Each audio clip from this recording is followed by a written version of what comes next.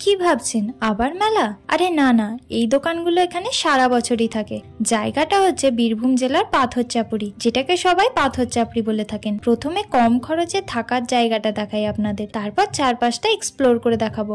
হোটেলে থাকতে গেলে কিন্তু 600-700 টাকা খরচা হয়ে যাবে, তাই প্রথমেই খুঁজে নিন সরকারি এই গেস্ট হাউসগুলো।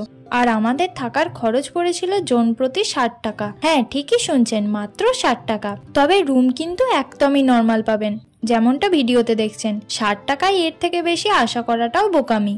কিন্তু কম খরচে রাতটা খুব ভালো করেই কেটে যাবে। আর এই পাথরচাপড়িতে রয়েছে দাতা বাবার মাজার, যিনি হচ্ছেন একজন পীর সাহেব। আর আমাদের গেস্ট হাউসটা ছিল গেটের একদম সামনেই। আর যে মার্কেটটা দেখতে পাচ্ছেন, এগুলো কিন্তু সারা বছরই থাকে। এখন চলে এসেছি মেন গেটের কাছে। এখানে জুতো রাখা থেকে কিন্তু সাবধান। জুতো হোটেলে বা গেস্ট হাউসে রেখে আসাটাই বেটার, কারণ এখানে জুতো রেখে যদি নজর না রাখেন তাহলে জুতো আর পাবেন না, জুতো চুরি হয়ে যাবে। চলুন এবার ভেতর দিকে যাই।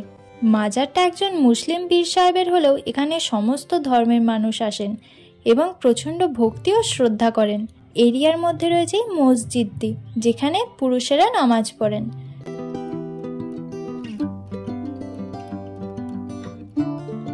আর এই হচ্ছে মাজারটা। মাজারের বাইরে এখন বাঁশ দেখতে পাচ্ছেন, কারণ কিছুদিন পরেই এখানে মেলা। প্রতি বছর মেলার আগের সময়টাই এখানে রং করা হয়। এবার ভেতরটা আর মাজারটা দেখাই আপনাদের।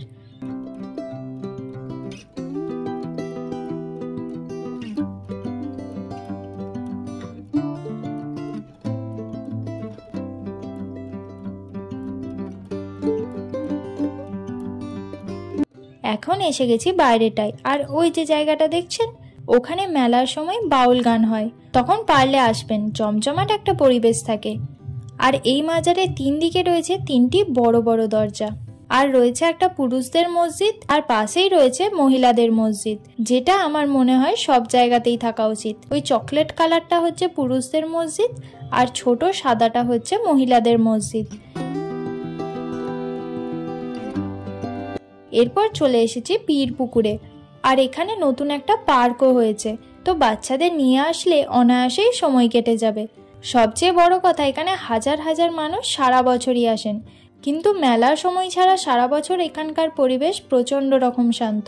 আর এই পার্কের পাশেই রয়েছে 2টো পুকুর, একটা জনসাধারণের স্নান করার জন্য, আর একটাই পীর সাহেব স্নান করতেন, সেটা সংরক্ষণ করা আছে। এটাতে সাধারণ মানুষের স্নান করা নিষেধ।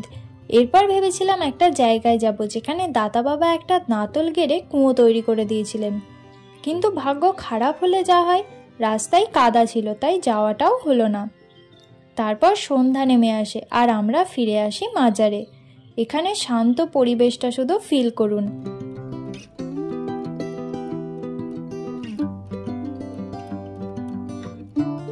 আর মেন গেটের বাইরেই রয়েছে লঙ্গরখানা, যেখানে চাইলে দুপুর রাত্রি একদম বিনামূল্যে খাবার খেতে পারেন।